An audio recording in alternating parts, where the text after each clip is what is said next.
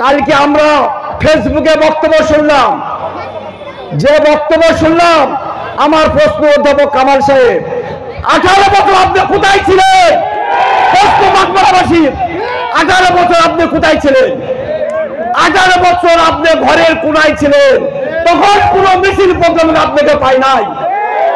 আমি advocate Nasir challenge করে গেলাম, আপনি যদি অতিরঞ্জিত কথা বলেন তাহলে বাগমারা মানুষ, বাগমারার বিএনপি নেতা করলে আপনার পিঠে ছাড় হবে না।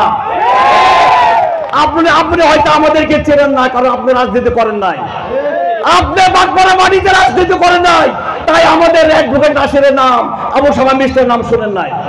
আজকে জনসভার মাধ্যমে শুনে যান, যদি আবাল তাবাল কথা বলেন, যদি অপ্রাসঙ্গিক কথা বলেন, তাহলে আপনি এই বাগমারা মাটিতে রাজনীতি করতে পারবেন না।